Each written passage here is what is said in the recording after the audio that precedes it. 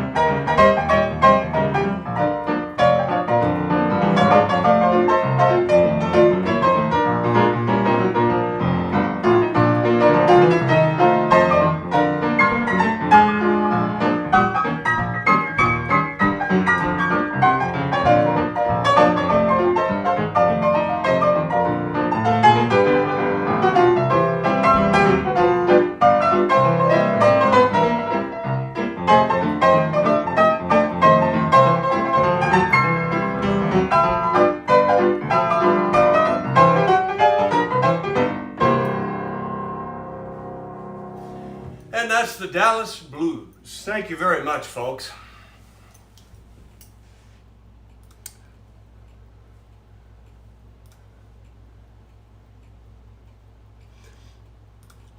Well, it looks like the streaming is working very well on both websites. That's good news for tonight. The story behind Dallas Blues was written by a came into work, and this man would say, "I'm going back to Dallas." And so Hart A. Wand wrote the Dallas Blues. And I have here what I believe to be the first edition of the song. I talked to a couple of other music collectors about it. They disagreed with me, but I think this is the first edition because it's very unusual. It's not quite the full size, 11 by 14, and which all the other music was at that time. And as you can see on the inside, the music notation is almost as if it's handwritten. This is what you might call a vanity press issue. At least I like to claim I have the first edition of the first published blues song. And that came from the Johnny Maddox collection. He's the one that told me about the story of the song as well. One of the very best records that's ever made of that tune was Fats Waller with Ted Lewis and his orchestra, believe it or not. The clarinetist, Ted Lewis, Royal Garden Blues was on the other side. And I'll play that one later. But for now, that was the Dallas Blues. And of course, I'll be talking a lot about W.C. Handy tonight, who's called the father of the blues. And let's do his earliest tune, at least the earliest one that survives. And it's called the Memphis Blues. He claimed that he wrote the melody in 1909, which means it really predates that first number as the earliest 12-bar blues tune. There may be some that date back farther than that, but the Memphis Blues was published a few weeks after the Dallas Blues. And Handy wrote the Memphis Blues for a man who ran for mayor of Memphis, Tennessee, named E.H. Crump. So the original title of the tune was Mr. Crump, but we all know it today as the Memphis Blues.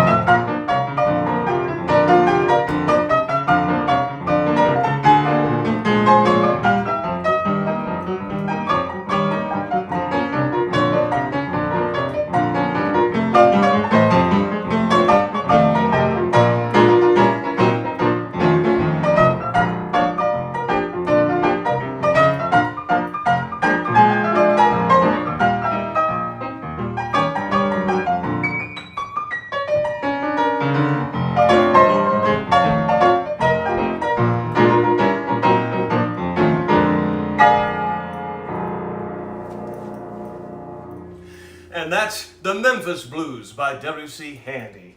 Thank you, folks. I have a list of things here that I've planned to play, and there's probably a few more I'll add on as I go along. Of course, I'm happy to take requests as always. And yeah, there's some things that I ought to play that aren't even on my list yet. Oh, how interesting. I'm reading comments here on YouTube. Let me check Facebook real quick. Yeah, seems to be working good. Don't forget to hit the like button and share my postings, folks. I appreciate that. It helps with the social media algorithms. The next tune I thought I might do is sort of a folk song, and this, when I say that, it means nobody really knows who wrote it. There were two primary versions, one by W.C. Handy, and then another one by a man named Billy Smythe from Louisville, Kentucky. That's the version that I learned, and it includes a verse as well as the traditional 12-bar blues chorus, and it's called the Hesitation Blues. This tune has been recorded by many people over the years, including Art Gillum, who was a great pianist in the 20s, made records and piano rolls. And over the years, people like Al Bernard did it. He did an early Western swing version of this tune. And one of the hot versions that I love is Asleep at the Wheel with Willie Nelson singing it, believe it or not. So let's do it now, the Hesitation Blues.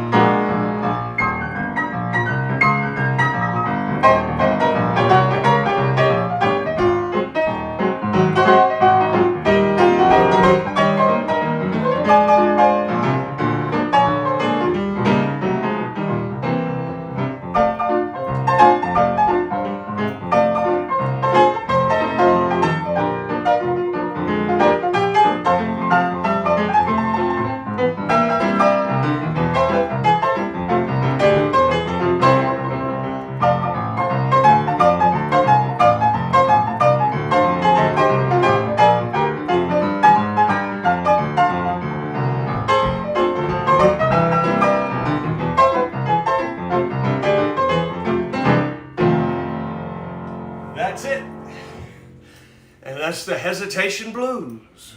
Thank you, folks. I recorded that with Domingo Mancuello on my newest CD, and he sang it, and we used most of the verses on the Art Gillum record. It's really cute, kind of funny, almost a little risque. I see a lot of friends tuned in already tonight. I'm so grateful to all of you.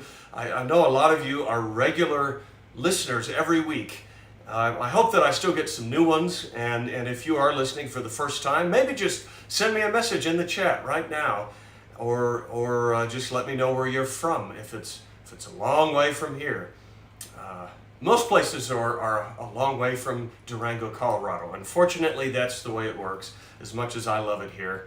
I wish Denver was just an hour or two down the road instead of 6.5 hours.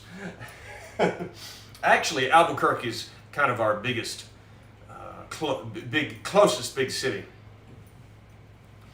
No, I'm afraid I don't know the Tom Breyer's Blue Lampshade. If you've ever seen the sheet music for that, it's like 20 pages long.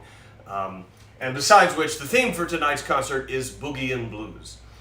If you are new and have not listened before, I take virtual tips for these concerts. Most of you probably already know that, and you can just send it in on PayPal and Venmo. The information should be in both postings on Facebook and YouTube. Let's do this piece of music sitting here on the piano. This is called The Long Lost Blues.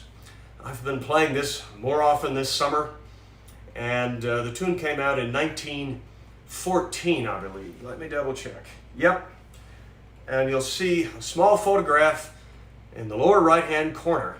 That is the very famous early ragtime artist, Ben Harney, the man who wrote Mr. Johnson Turned Me Loose, and You've Been a Good Old Wagon, But You Done Broke Down.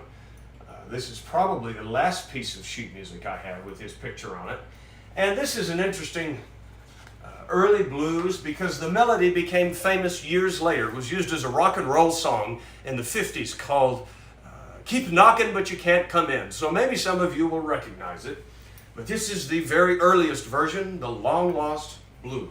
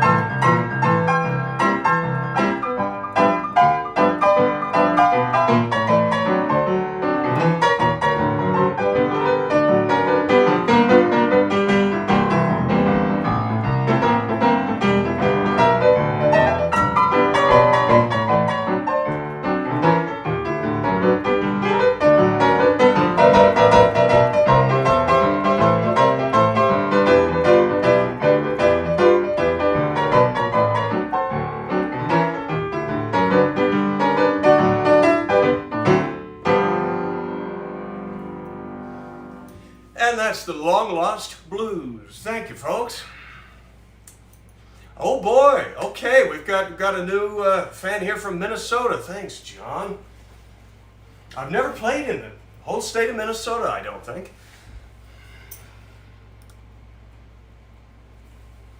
Oh yeah, I'm checking YouTube now. I will do the Bumble Boogie, but I may save it for the very finale of the concert. So you just have to stay tuned.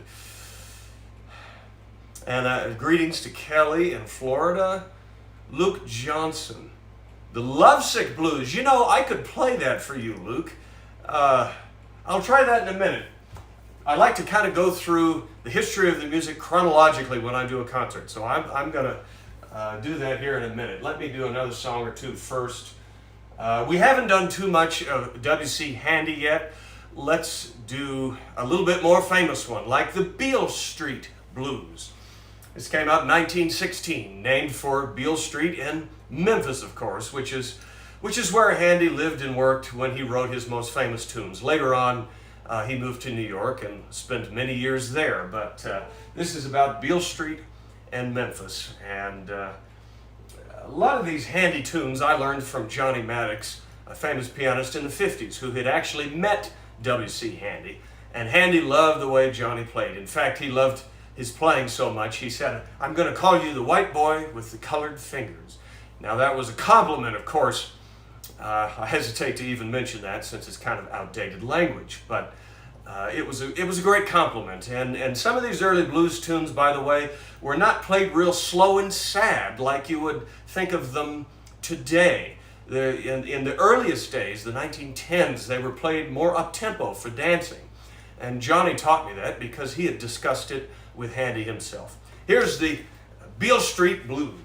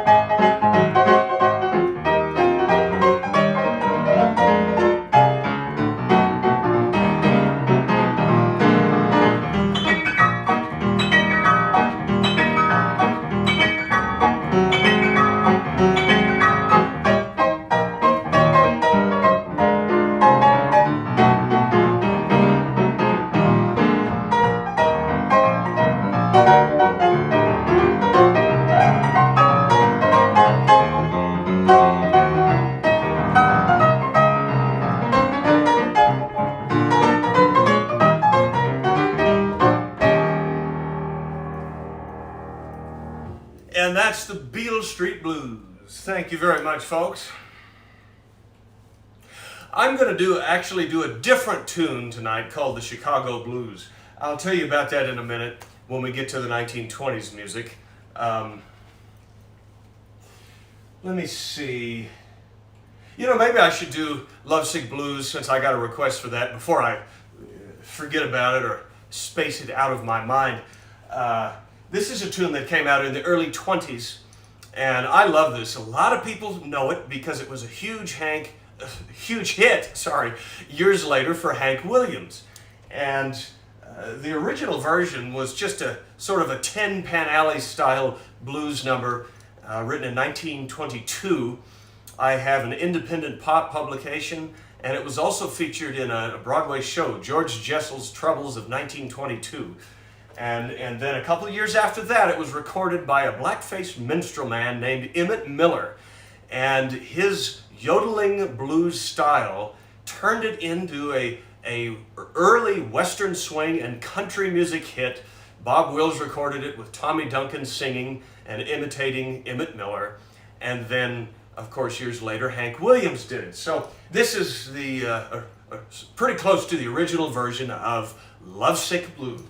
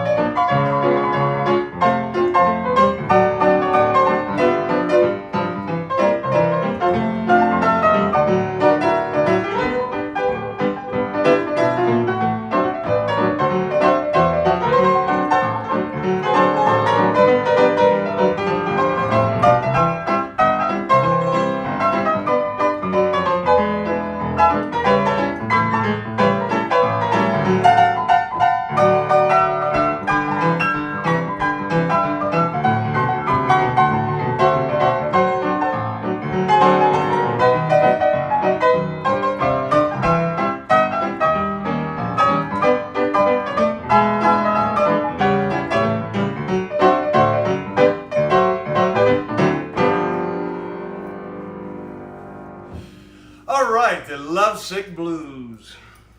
At least that's an improvised version of it.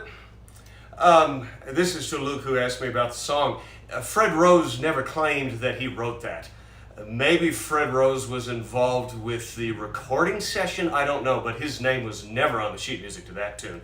He did write a lot of Hank Williams hits. I find Fred Rose to be a very interesting songwriter. But that's my response to you there. I see a request on YouTube for Jelly Roll Blues. I could certainly do that tonight. Let me do another handy tune for you before we leave the realm of the great piano blues tunes of W.C. Handy. Piano vocal. They're more like what you might call commercial blues. I really am not an expert on the later piano blues styles of people like, Jimmy Yancey, for instance. That's kind of a different thing. In fact, I'll play you a piece of music that I've been playing more often lately. I really love this.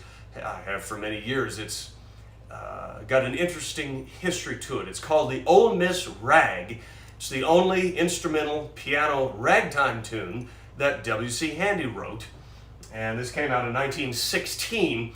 And Scott Joplin made some hand-played piano rolls that same year, just before he died the next year. I think he made 7 or 8 hand-played rolls. And this is the only tune that Joplin recorded on a roll that he did not compose himself. So he must have liked it. There are some historians that think maybe Joplin had a hand in writing some of this. The second theme, the B section, does sound a little bit like Joplin. This is my version of it with a few of the licks from the Joplin piano roll. It's the Ole Miss Rag by W.C. Handy.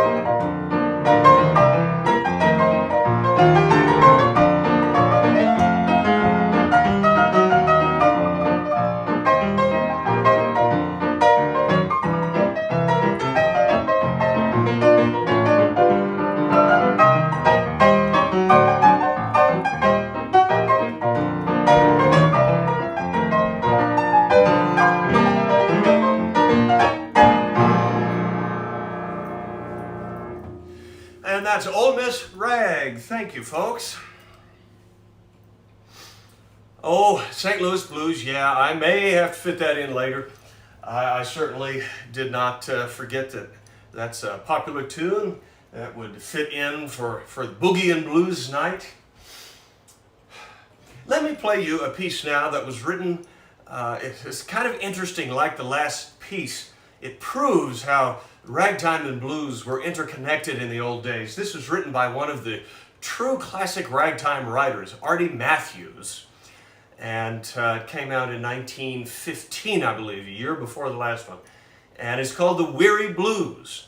And blues became a popular catchphrase for this kind of music. And you know, even the 12-bar blues format was, the importance of that was exaggerated.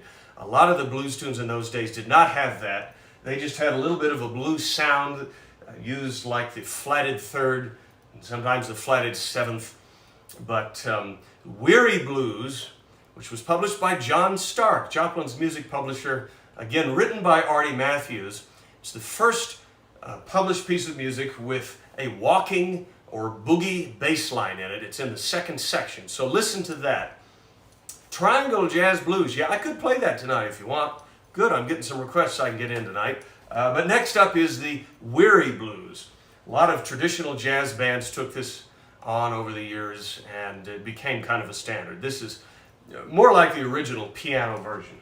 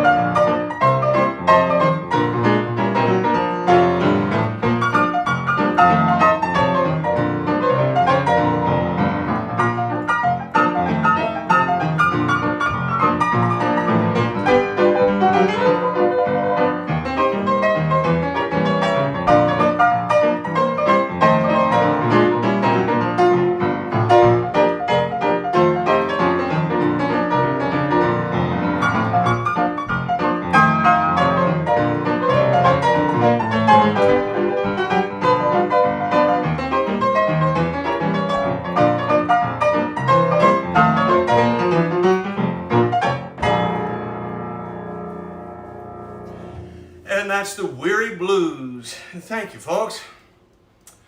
Blue and the Black Keys, I'm afraid I would have to practice that quite a bit, and it is not a blues at all. It's a novelty piano piece.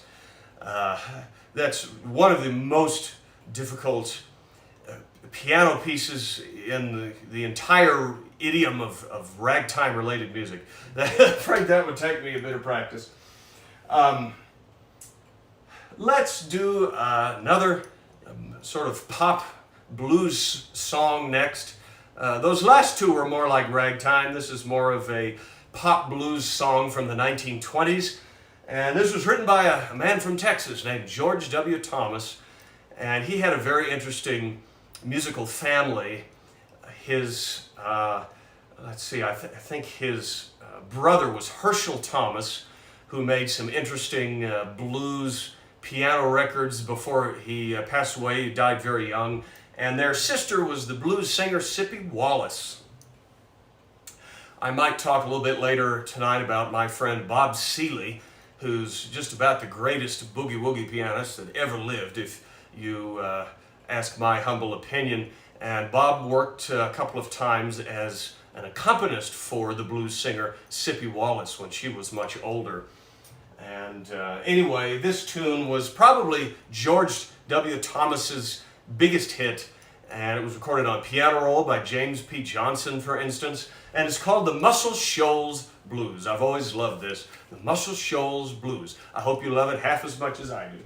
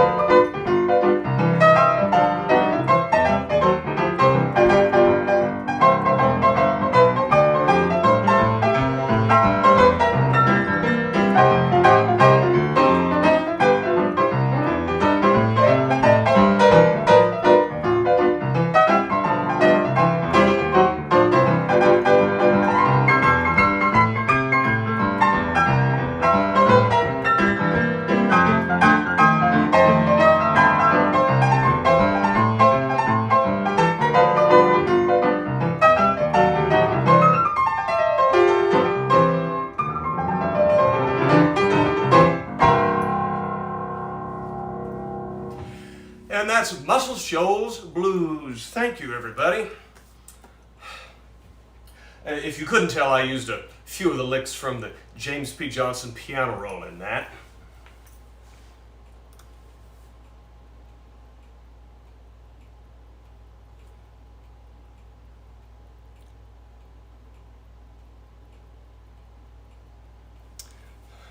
I'm just checking Facebook now. Someone commented how Weary Blues does not sound anything like the Pastime Rags. That's true. It's very unusual. There's no doubt it was Artie Matthews that wrote it, but maybe he played it a little slower than I would have. I don't know. Clarence Williams made a neat solo piano record of that. Later in his life, Artie Matthews denounced popular music completely. He opened a music conservatory or music school of sorts for black students in Cincinnati, Ohio, where he lived, and I think primarily focused on sacred music. So that's the story of Artie Matthews. Oh, got another request for Bumble Boogie. Yes, I'm going to do it, but you might have to wait until the end of the concert. I think that would make a nice finale for this evening's performance. If you follow my Facebook postings when I'm trying to promote each week's concert, I'll publish a lot of sheet music covers, and one of the ones I posted this week was the Crazy Blues. And this is supposed to be the first tune that was ever recorded by a black blues singer, and that's Mamie Smith, of course. On the cover of the music is a picture of Mamie Smith and her jazz hounds with Willie the Lion Smith at the piano. You cannot really hear him on the record, but it's pretty neat, and my late friend Mike Montgomery, music collector, had the forethought to ask Willie the Lion Smith to autograph that. But anyway, it's an important tune in the history of the blues as such, so I think I'll play the Crazy Blues for you now. It was written by a man named Perry Bradford.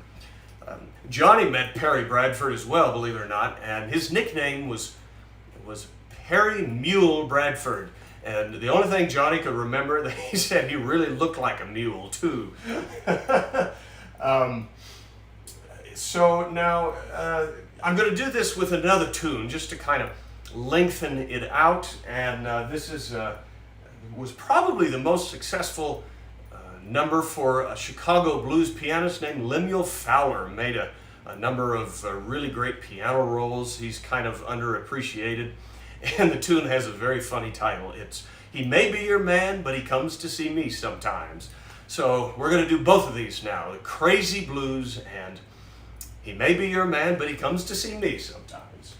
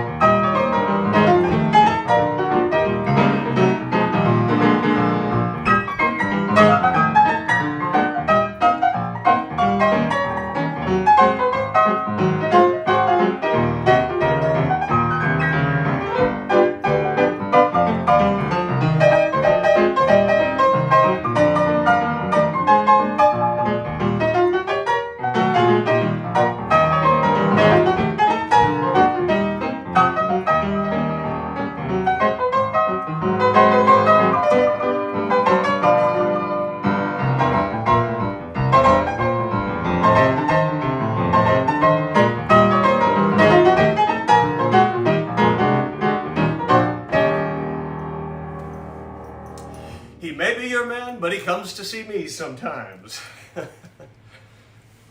Well, I'm getting some requests here. Let me try and get in one for Marilyn Schoon and Bill Wortley. They're two of my regular listeners from West Virginia. And they asked me about a tune just now called the Potomac River Blues. I know I've played this once or twice on the broadcast, but time to do it again. And this is one of those numbers. I have never, ever seen the original sheet music. I would really love to find it because I have a pretty advanced collection of the music of Maceo Pinkard. And he's the man that wrote Sweet Georgia Brown. But this tune came out a few years earlier, 1922, I believe, maybe 23. And it's called the Potomac River Blues. So apparently it was also recorded by Fletcher Henderson's orchestra. So let me do that now.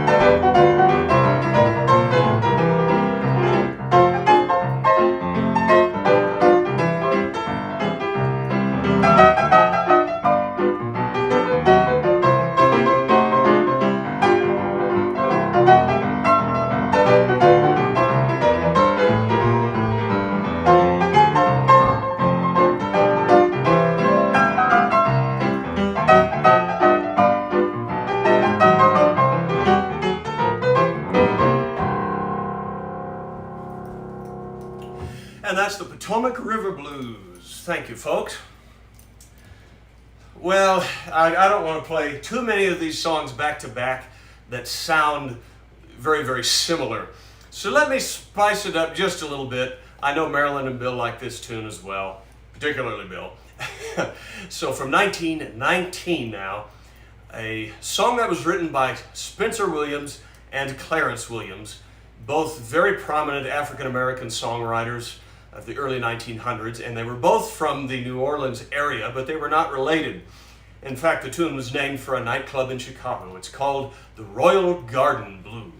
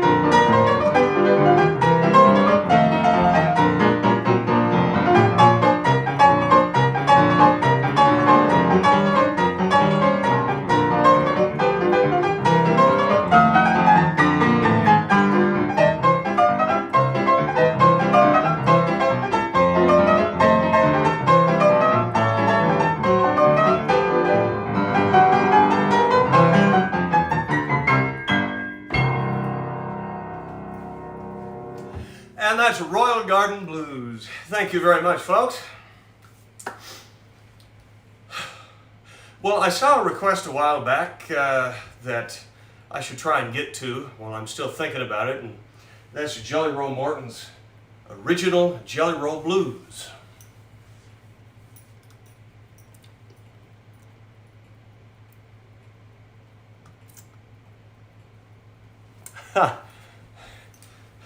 I hope the lady that asked for this is still listening. This was Jelly Roll Morton's first published piece of music. We're going back to 1915 now. And it's a little bit slower tune, thankfully. The original Jelly Roll Blues.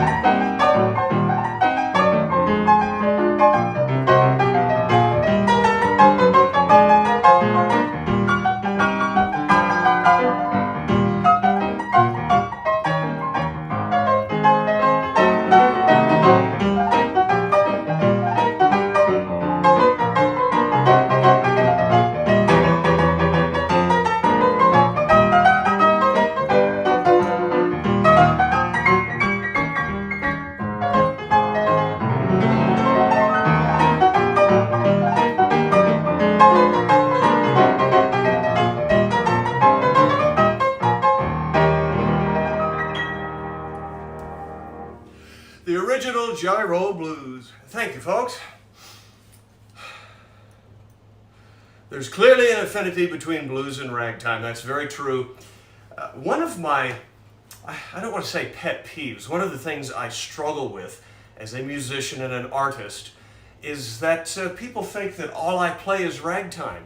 But really, I bet about 2/3 of it is not ragtime at all. It's early jazz, it's blues, it's the popular songs of the American songbook. And maybe it's because I don't sing. If people are not familiar with the melody, they just assume that it sounds like ragtime. And of course, ragtime is also the basis of all American popular music. It was for the first half of the 20th century anyway. That's where it all came from. And so, yes, it does sound similar, of course. Now, if you're just joining us, I do accept virtual tips for my concerts, by the way. All you have to do is send in a tip on PayPal or Venmo. And if you don't trust those, I also have a P.O. box for checks. That's on my website, where you can also order all of my CDs. Yeah, people seem to get Honky Tonk confused with ragtime as well. Johnny Maddox used to say there is no such thing as honky tonk, even though he was part of that movement in the 50s, and many of the records he made were on out-of-tune pianos. That's what that term means, is an out-of-tune piano, and that's what they did during the ragtime revival in the 1950s. That's all that is. Really, the genre of music, the original correct term for it, is still ragtime, even if it's on an out-of-tune piano.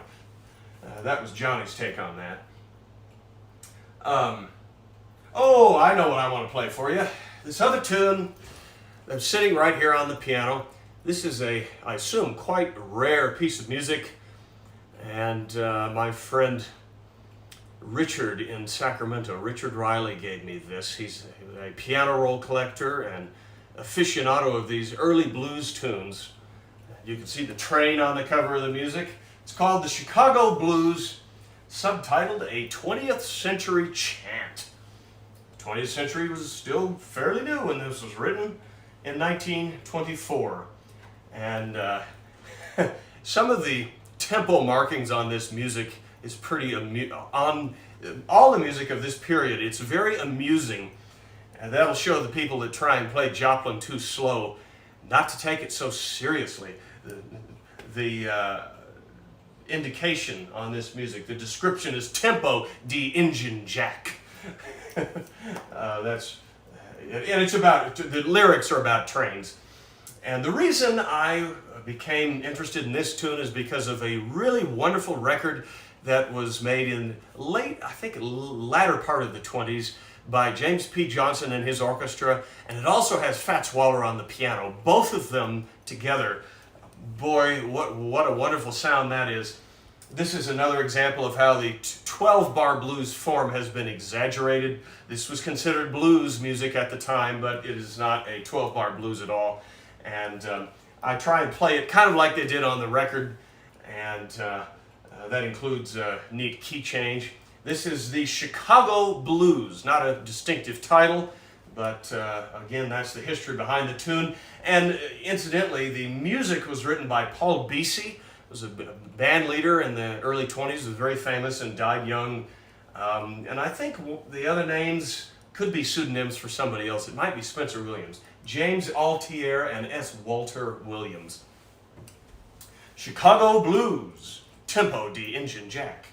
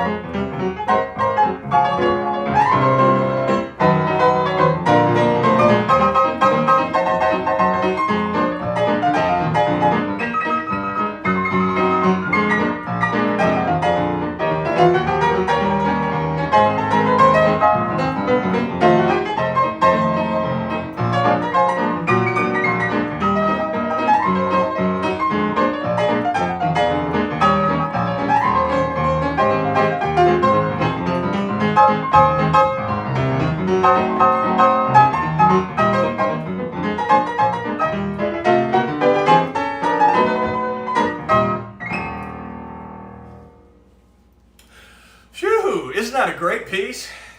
I haven't played that in a while, and I looked for years for the sheet music, and Richard Riley was kind enough to let me have that one piece out of his collection before he sold the rest of it. So I really treasure that, and I believe it is one of the tunes that Domingo is going to release on his Jazzipation piano roll label pretty soon. I did a recording of that on electric keyboard so that he can make some brand new piano rolls of a number of pieces. Well, what's next, folks? Give me a few more ideas. This is from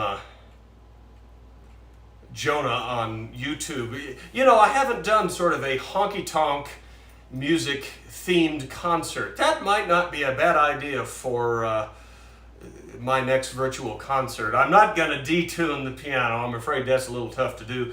But I could do a whole bunch of the tunes that were hits during the honky tonk craze of the 1950s. The honky tonk piano, as they called it, the detuned pianos on vinyl records. I've sort of done that. I've done a little bit more serious tribute to the ragtime revivalists of the 1950s. But that's not a bad idea. I might do that sometime.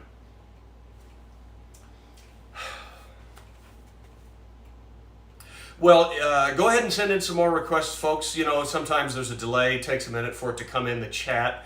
And so if you do it now, maybe I will be able to read it and get to it for you.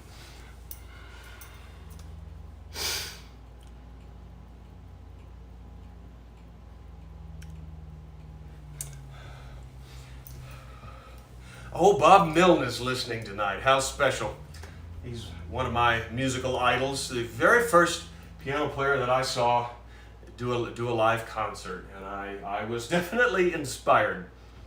Let me try a tune now that was written by a man named Seeger Ellis.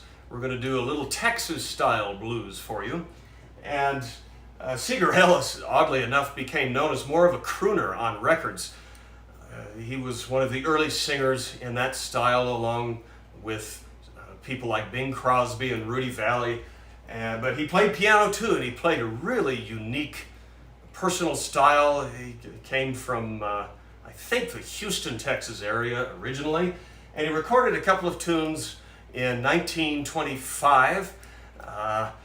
They were the Prairie Blues and the Sentimental Blues. I think that was his first solo piano record.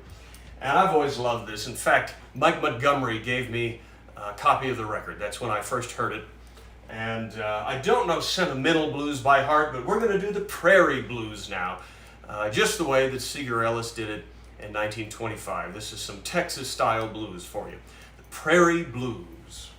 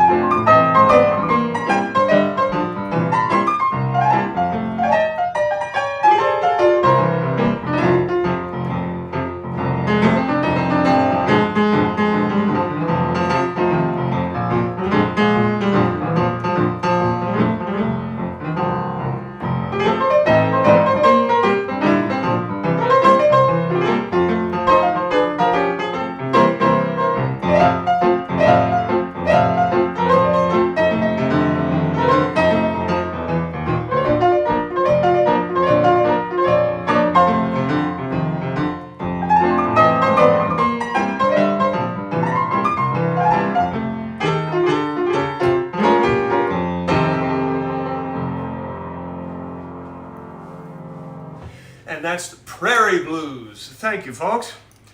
As I say when I'm working in the Diamond Bell, you won't hear that down the street tonight.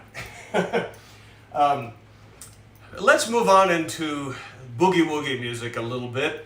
Like I said in the beginning of tonight's program, I kind of go chronologically through the history of the music when I do concerts. And boogie-woogie, of course, dates back decades and decades along with ragtime, but it did not get the name boogie-woogie until the late 1920s. And I suppose I should do Pine Top's original boogie-woogie, which is the first record that ever came out with boogie-woogie in the title. It was not the very first record of that type of music per se, but it was the first one that had that in the title. 1928, Pine Top's boogie-woogie. This is just kind of my own version of it. Pine Top's original boogie-woogie.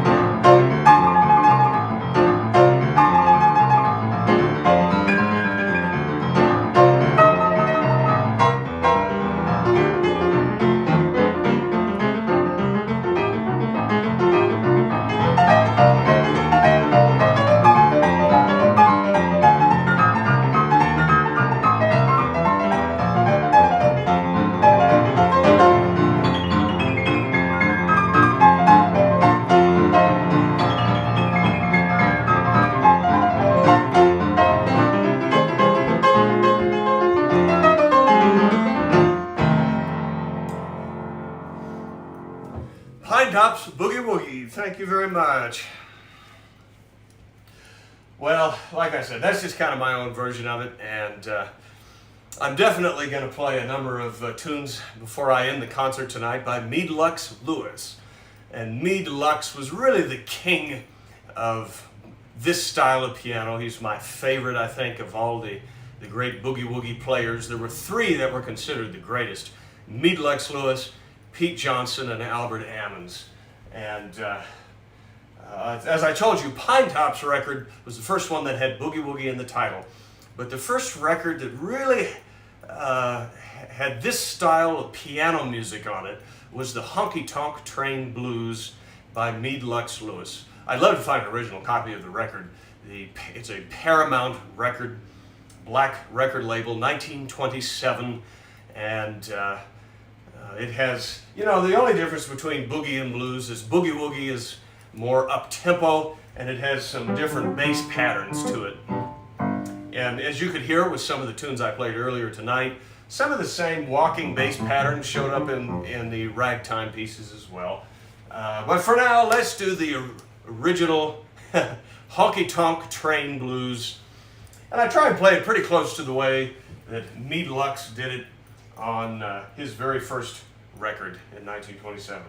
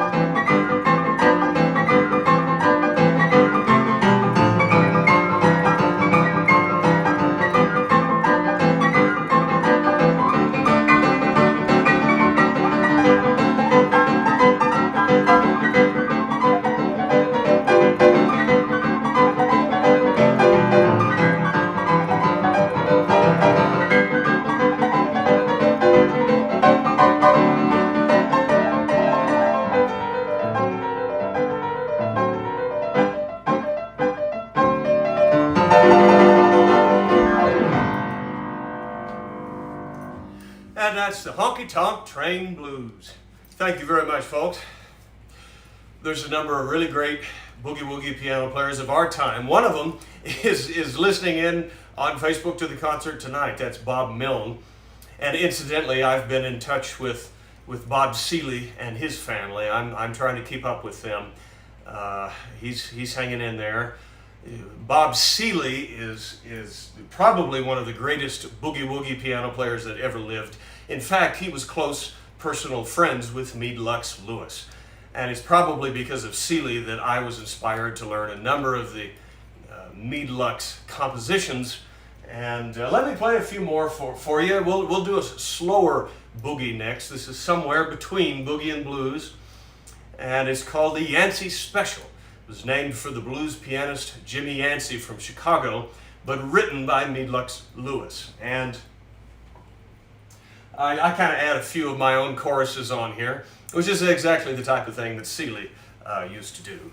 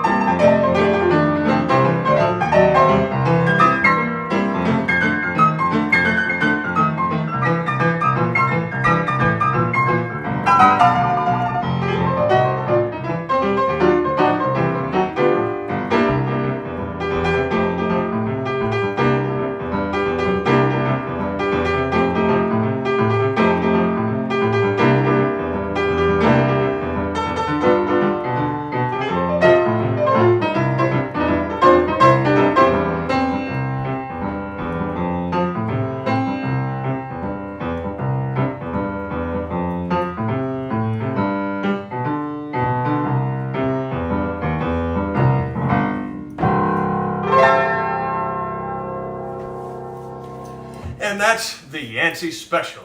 Thank you very much. Well, glad you all seem to be enjoying it very much.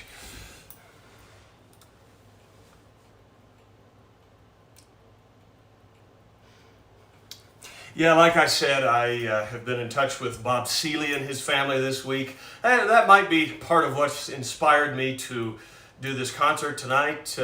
Bob is 93 and only about 1 month shy of 94. If you've never seen him play, just look him up on YouTube. It is well worth your time and effort.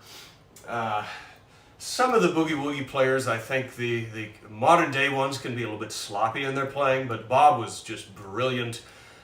He trained as in classical lessons when he was young and played a lot of ragtime and even novelty piano over the years. He was an incredible artist too. And here's one that I learned right from Bob, actually. I learned this just kind of from watching him play it. And he learned it off the original Meade-Lux Lewis record. It's a 12-inch 78 record that was cut for Blue Note in New York in the early to mid-1940s. Might have been as late as about 1944. Meade-Lux gained more fame later on in his life. In fact, he appeared in a number of movies. He's the piano player in the bar scene in It's a Wonderful Life. If you remember that at all, that's Meade-Lux Lewis, believe it or not. I was just reminded of that the last time I watched the movie a few months ago. And anyway, Meade-Lux was the first artist on Blue Note Records in New York, a very famous jazz record label, and he recorded this boogie woogie, which is called Chicago Flyer. Here we go. You notice how all these boogie woogie tunes are supposed to imitate the sounds of a steam train. They're all named, not all, I'm exaggerating, but so many of them are named after trains. Chicago Flyer.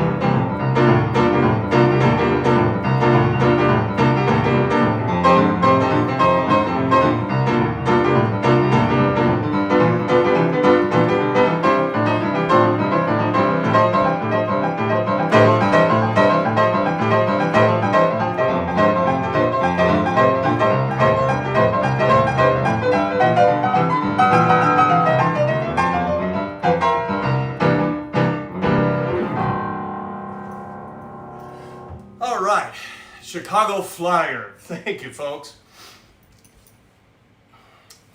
Well, if anybody has any last-minute requests, please get them in now. Hopefully I haven't missed too many tonight. I know there's always a lot I can't get to, or at least ones that I don't know by heart. So let me know what you'd like to hear. I could squeeze in one more tonight, I'm sure. And then I think I'm going to do Bumble Boogie as the last tune for the evening.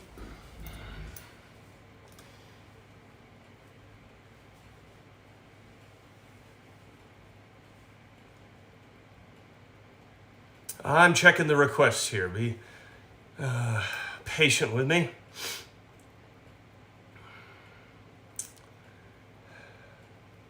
I saw a request for Choo Choo Choo Boogie. You know, I'm afraid I've never played that. I've heard a number of Western swing bands do that tune, but I've never played it. If there's anything else, go ahead and send it in. I know there's a delay. I'm just going to wait for just a minute to check the requests as they come in on the chat before I decide to do my last tune for the night. Oh, yeah. I've got at least 2 requests, I think from 2 different people for St. Louis Blues. I never did do that. Rats. I guess I better play St. Louis Blues tonight. How about that? I also meant to do, I was thinking about doing Tishomingo Blues in honor of Butch Thompson, who passed away 2 or 3 weeks ago. That was the theme song for Prairie Home Companion. He was the pianist on that radio show, but I think I need to skip that for the sake of time tonight, and I'll do that Tishomingo Blues on a future broadcast soon enough. And for now, do my full arrangement of St. Louis Blues, and it goes from the way it was originally written in ragtime into boogie woogie later on. I borrowed a little bit of Bob Seeley's very inspired version, which he in turn borrowed from a famous record of the tune by Earl Hines called Boogie Woogie on the St. Louis Blues. And, well, let's just play this, and then we'll get to the final number. St. Louis Blues.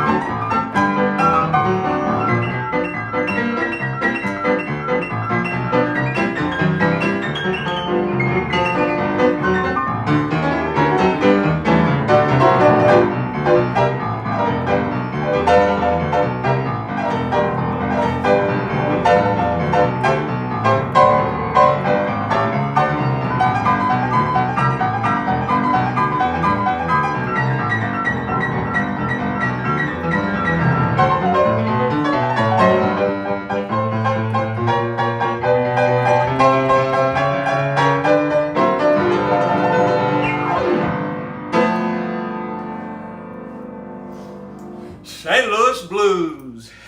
Thank you very much.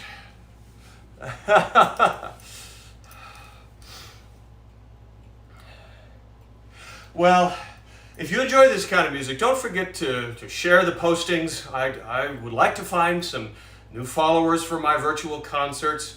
I'm grateful to all of you that have become regulars for sure. And I'm doing a number of live concerts in September.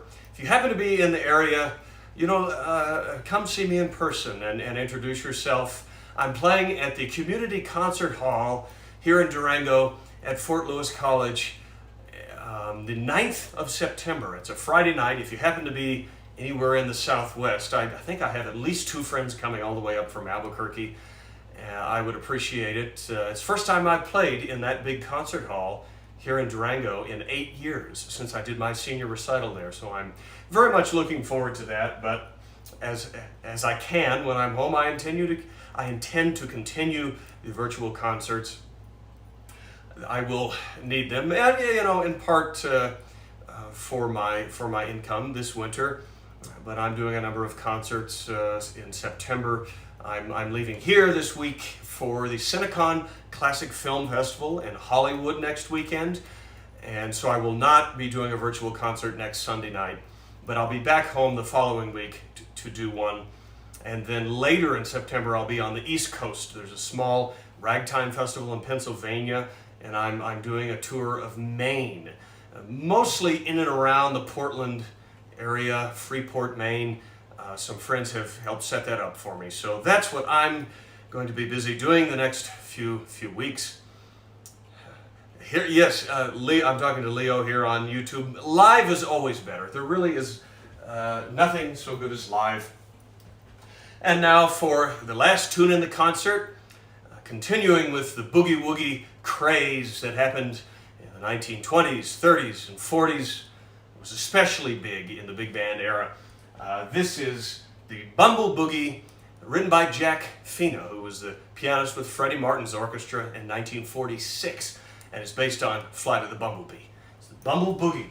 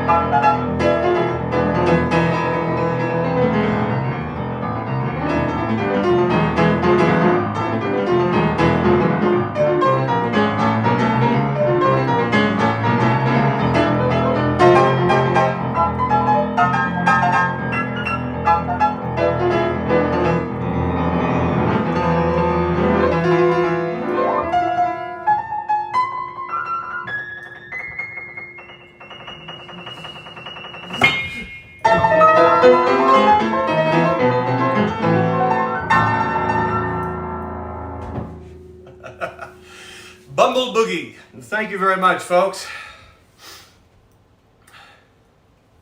Oh, how neat. Someone's commenting, Jack Fina performed that song in a movie called It's Great to Be Young. I found the movie. In fact, I posted the clip from the movie on my YouTube channel.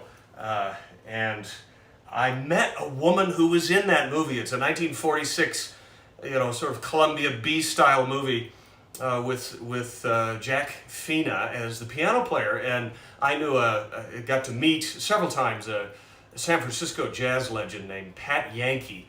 Was in the traditional jazz revival in San Francisco. She's one of the actresses in that movie, believe it or not. Well, thank you so much for listening tonight, folks. I really appreciate the virtual tips. Helps me keep this music going, and I will be back 2 weeks from tonight for a virtual concert. I'm not sure exactly what the theme will be. I might try that Honky Tonk piano theme, the 1950s Honky Tonk piano revival.